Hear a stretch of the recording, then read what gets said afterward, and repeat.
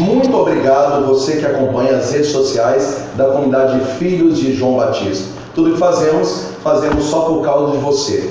Visite o nosso site, por favor, filhosjoãobatista.com.br. Segue a gente também no Instagram, filhosjoãobatista.oficial, e o Facebook, que tem todas as coisas, Comunidade Filhos de João Batista, e aqui no nosso canal. Aqui é uma novidade, nós começamos hoje o nosso primeiro vídeo da série Sexualidade e Afetividade. Muito obrigado por nos acompanhar, ajuda a gente a divulgar, põe o seu joinha aí, dá o seu like, ativa o sininho, fica ligado para assistir o vídeo, para estudar com a gente, para aprender das coisas do alto. Hoje nós vamos falar da cura da sexualidade, da afetividade e da genitalidade. Eu estou na primeira carta de São Paulo aos Tessalonicenses, capítulo 4, versículo 3. 1 Tessalonicenses 4:3. Esta é a vontade de Deus, a vossa santificação, que eviteis a impureza, que cada um de vós saiba possuir o seu corpo santamente e honestamente, sem deixar levar pelas paixões desregradas como os pagãos que não conhecem a Deus. E que ninguém nesta matéria oprima nem defraude ao seu irmão, porque o Senhor faz justiça a todas estas coisas, como já antes vos temos dito e observado. Palavra do Senhor, graças a Deus. Então, falando de sexualidade, afetividade e genitalidade, o primeiro conselho do apóstolo Paulo à igreja da Tessalônica é: a sexualidade, a afetividade e a genitalidade foi instituída por Deus para a nossa santificação. Então, primeiro, isso não pode nos levar para a perdição, precisa nos levar para a santificação. Segundo conselho, que eviteis toda forma de impureza. Ponto. Terceiro conselho, que cada um saiba administrar tudo isso santamente, para que consiga obter a plenitude daquilo que Deus fez. Então eu entendo que Deus não quer simplesmente que a gente chegue no céu. Deus quer também que a gente já experimente o céu aqui na terra, que a gente já possa gozar da plenitude. Foi por isso que Jesus disse: eu vim para trazer vida plena e plena em abundância. Então é vontade de Deus que a gente seja curado afetivamente, curado sexualmente e curado genitalmente. Esse é o desígnio de Deus. A santidade aqui, o gozo aqui, a plenitude aqui e um dia a totalidade disso na glória eterna. Ok? Vamos falar de sexualidade. Primeiro, você precisa saber que sexualidade não está diretamente relacionada a sexo. Toda vez que você escuta a palavra sexualidade, você já pensa em sexo, pornografia. Não é isso. Na verdade, cientificamente falando, sexualidade é a nossa forma de ser homem e a forma de ser mulher. Por exemplo, existem alguns traços que são próprios do homem. O homem tem 10 a 15 vezes mais testosterona do que a mulher. Então, ser masculino, ser viril, ser uma cabeça sem muitos detalhes, ser uma forma mais bruta de andar, o corte de cabelo, a forma de fazer xixi, as reações com que ele lida com algumas coisas, a forma de amar, a forma de se cuidar, tudo isso é sexualidade masculina. Deus fez assim, faz parte do sexo, não relação sexual, do sexo masculino. Então tudo aquilo que imprime as características de homem num homem, e Deus fez assim, isso é sexualidade masculina.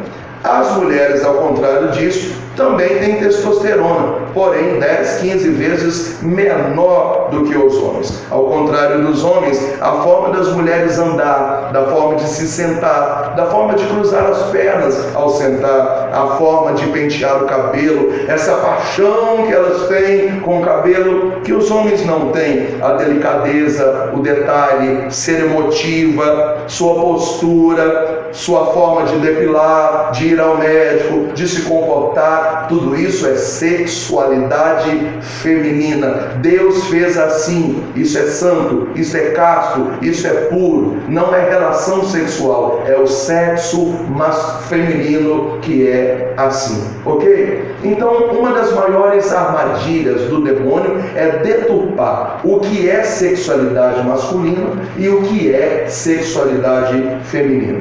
Primeiro problema de uma sexualidade não curada é fazer a inversão de valores.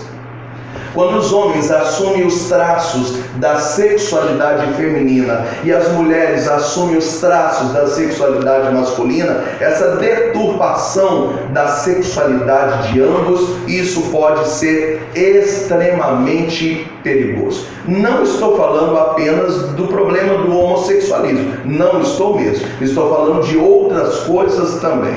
Mas se você quiser conferir o nosso vídeo sobre homossexualismo, nós gravamos um vídeo muito bacana um tempo atrás, o link está aqui para você ir lá e acessar. O lugar dos homossexuais é na igreja, extremamente bacana. Então, o primeiro problema da sexualidade não curada é quando a mulher não entende o que é da mulher e o homem não entende o que é do homem. Isso é a sexualidade de ambos. O segundo problema é a repressão disso. Todos os seres humanos têm trauma, têm problema cultural, teve dificuldade na criação, teve problema na infância, uns foram abusados, filhos de pais separados, outros não conheceram o pai, não conheceram a mãe, lidaram com alcoolismo em casa, outros numa situação financeira complicada. Tudo isso vai reprimindo com que a pessoa expresse aquilo que é própria da sexualidade do homem e aquilo que é própria da sexualidade da mulher. Então, nesses encontros que a gente vai pregar, a gente encontra muitas pessoas reprimidas, que não sabem ser mulher, e aí quando casa, traz isso para o casamento e acaba não sendo uma mãe legal, acaba não sabendo ser uma esposa bacana. A gente tem encontrado muitos homens que, pela forma que foi criado, reprimiu a sua sexualidade masculina e traz isso para o casamento, não consegue ser um bom pai e acaba não fazendo a sua esposa feliz porque não descobriu o papel da sexualidade do homem. Então essas duas coisas são extremamente prejudiciais ao ser humano. Não entender o que é o sexo do homem e o que é o sexo da mulher. Lembrando mais uma vez, não estou falando de relação sexual. O segundo assunto a ser abordado nesse vídeo é a afetividade. O que é afetividade? São as formas do ser humano, homem e mulher, lidar com os sentimentos e com as emoções. Por exemplo, alguns têm amigos, outros não têm. Outros têm amigos e são carentes, outros são carentes de amigos. Outros têm amigos com muita posse, outros são extremamente exagerados, outros são amigos desleixados, quase não liga, quase não participa. Isso é afetividade entre amigos. Depois nós temos a afetividade entre os pais. Nós temos aqueles que são carentes de amor, aqueles que não beijam, que não abraçam, os que beijam demais, que abraçam demais, os que sentem saudade de um colo, os que não sabem lidar com as perdas. Isso é, de forma geral, a afetividade das pessoas com os pais. Depois nós temos a afetividade dentro da igreja. Pessoas que querem chamar a atenção, pessoas que são centralizadores, pessoas que não podem ser corrigidas, pessoas que são barraqueiras. Isso é afetividade nas relações interpessoais. Depois nós temos a afetividade nos relacionamentos amorosos. E talvez seja um dos grandes problemas que existe hoje. Primeiro, relacionamentos muito precoces, a pessoa não está madura afetivamente para amar alguém, acaba sendo uma coisa possessiva, acaba sendo uma coisa maçante, e isso vai levar uma vida sexual desregrada. Depois nós temos as pessoas que afetivamente não estão curadas. Então nós temos pessoas que são ciumentas, nós temos pessoas que são possessivas, nós temos pessoas que não aceitam o término de um relacionamento, nós temos pessoas que passam a viver em função de outra, nós temos pessoas que transmitem problemas com o pai, com a mãe para um novo namorado, uma nova namorada, e isso acaba trazendo um desequilíbrio. São problemas da afetividade. Nós temos pessoas que não conseguiram vencer os seus bloqueios, gente que tem trauma de infância, gente que teve problema nas suas carências, que sofreu bullying, pessoas que até hoje não conseguiram vencer a sua história, que a sua afetividade não está curada e por isso se relacionar com essas pessoas é bastante complicado. Nós temos também pessoas que confundem amor com paixão, são pessoas que querem usufruir das outras, são pessoas que querem receber o tempo inteiro, mas não têm a capacidade nem de renunciar e nem de dar, porque não estão preparadas para amar, são pessoas que apenas pararam no estágio da paixão. E nós temos muitas pessoas que não chegaram ainda na maturidade afetiva. Qual que é o problema de tudo isso? Se os seus afetos não forem curados, se a sua afetividade não estiver cicatrizada, você namora e não casa, você não para em relacionamento nenhum. Quando a pessoa certa aparece na sua vida, você acaba estragando a pessoa. Então nós temos encontrado pelo Brasil inteiro muitas pessoas que, humanamente falando, são bons partidos, pessoas bem resolvidas, e a gente pergunta por que uma pessoa assim não consegue namorar, por que uma pessoa assim não consegue amar ninguém. Mas se a sua afetividade não for curada, se você não estiver bem resolvido com essas coisas, com certeza será extremamente difícil você conduzir um relacionamento. Terceira coisa que queremos abordar nesse vídeo é a genitalidade. Agora sim, nós chegamos na parte física da nossa abordagem. Primeiro eu gostaria que você soubesse que Deus fez cada um de nós com atrações. Alguns gostam de mulheres morenas, outros de mulheres louras, outros de homens baixinhos, outros de homens grandão. Alguns gostam de gente gordinha, outros de gente musculosa. Tem gente que gosta de cabelo cortado curtinho, tem gente que gosta de cabelão. Isso é divino. Deus fez assim. Por causa disso, quando você vê uma pessoa que te atrai, você sente um desejo. Eu não estou falando nem de tesão e nem de pecado. Estou falando de um desejo. Esse desejo é um estímulo, primeiro, do psiquismo, da mente. Segundo, um estímulo físico. Então o nosso corpo reage quando alguma pessoa nos atrai. A nossa mente reage quando alguém nos atrai. E isso é divino. Isso é genitalidade masculina e feminina. Qual é o problema da genitalidade? Primeiro problema: masturbação. Hoje em dia, falar disso é tão complicado, porque antigamente, quando se falava de masturbação, só pensava só em homem. E hoje em dia parece muito natural, e as propagandas, os vídeos, os canais, as revistas tratam de masturbação feminina como se fosse uma coisa que estivesse em alta na nossa sociedade. Mas ainda assim prevalece grande parte dos homens, mais do que as mulheres, que têm a dificuldade com a masturbação. Primeiro, a masturbação começa na adolescência, uma explosão de hormônios. O rapazinho não sabe lidar com isso, às vezes nem foi explicado para ele o que vai acontecer nesse início da puberdade, ele acaba descontando essa explosão de hormônios na masturbação. É pecado? É pecado. O Catecismo da Igreja Católica, no parágrafo 2353, diz que masturbação é pecado. Mas aqui eu não queria falar, é pecado, vai para o inferno. Não era isso que eu queria falar. Eu queria dizer que cabe aos pais ajudar os seus filhos nesse processo da puberdade, da pré-adolescência, da adolescência, superar essa explosão de hormônios. Depois da adolescência, muitas vezes esse pecado chega na juventude. E agora a maioria dos jovens já se masturba, já não é mais pelo motivo dos hormônios. Às vezes é insegurança, às vezes é rejeição, às vezes ele tem dificuldade de lidar com amor, com presença de pai, com presença de mãe. Então começa a ficar mais preocupado o jovem que está viciado em masturbação. A partir de agora, na juventude, a masturbação vai puxar a pornografia, porque na adolescência não é pornografia, são hormônios, falta de entendimento. Na juventude não, ele precisa de alguma coisa que gere para ele visualmente o prazer para se masturbar, seja homem ou seja mulher. Então a pessoa acaba ficando escravo de fotos pornográficas, vídeos pornográficos, filmes, revistas, internet, por aí afora. O problema é que, além dele não resolver a masturbação tão fácil agora, ele vai ficar viciado em pornografia e você já sabe o tamanho do problema que isso vai dar.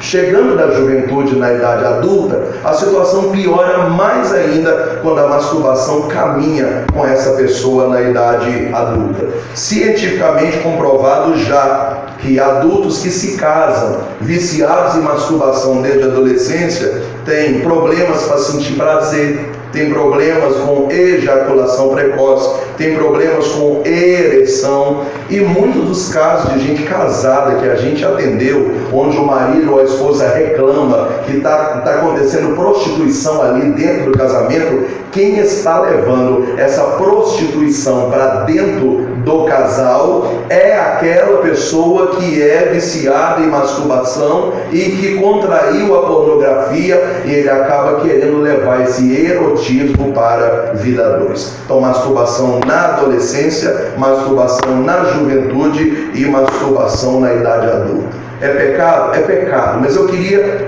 que você entendesse o outro lado da moeda. Muito mais do que dizer é pecado, a igreja diz, a Bíblia diz. Não, eu queria que você entendesse o contrário, que esse vício e essa conduta na genitalidade, ela é desregrada, e isso não vai fazer bem nem para o homem e nem para a mulher ao longo da vida. Atendi numa cozinha de encontro uma vez uma mulher casada que não consegue sentir prazer com seu próprio marido. É uma mulher frígida, porque desde a sua adolescência ela, mulher, era viciada em masturbação. Ela sente prazer sozinha, mas não sente prazer com seu marido. E o Catecismo da Igreja Católica diz que masturbação é pecado porque é um ato egoísta, porque coloca como fim o prazer na genitalidade sem precisar de outra pessoa. E essa não é a razão da sexualidade humana no processo de santificação. Último item a respeito da genitalidade, que também é necessário falar, é o problema da fornicação. A fornicação é o sexo sem casar ou antes do casamento, ok? Primeiro, é pecado.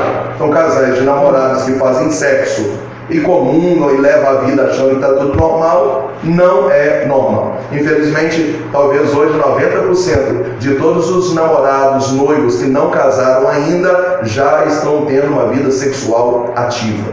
Posso dizer a mesma coisa. A Bíblia condena? Condena. O Catecismo da Igreja diz que é pecado? Sim, é inegociável. Mas eu queria que você entendesse o outro lado da moeda. Então, primeiro, é pecado. Segundo, depois que um casal, antes de casar, começa a ter relação sexual, perde o brilho do relacionamento. Vem muita briga, vem muita discussão, já não tem aquele encantamento mais, aquela paixão, aquela vontade de um se arrumar para o outro, dos dois saírem, perde o diálogo. Eles passam a viver como duas pessoas que já contraíram a intimidade. Parece que já virou algo normal a presença de uma, a presença do outro. Você pode notar quando você vê esse tipo de casalzinho numa pizzaria, um está com o celular, o outro está com o outro, os dois não estão mais abraçadinhos, já não parecem mais dois pombinhos. Por quê? Porque a vida sexual, antes do casamento e fora do casamento, ela tira esse encantamento, essa beleza, essa paixão, esse comportamento gostoso entre os dois. Processo que pode levar a uma gravidez indesejada, que pode levar a um aborto, processo que pode conduzir até aí uma depressão quando esse relacionamento acabar e a pessoa sabe que viveu tantos anos tendo uma vida íntima com alguém que agora não faz mais parte da sua vida. Eu termino dizendo que Deus quer curar a sua sexualidade, a sua afetividade e a sua genitalidade. Espero ter te ajudado. Continua caminhando conosco nas séries, porque esse é apenas o primeiro vídeo, e que Deus te abençoe.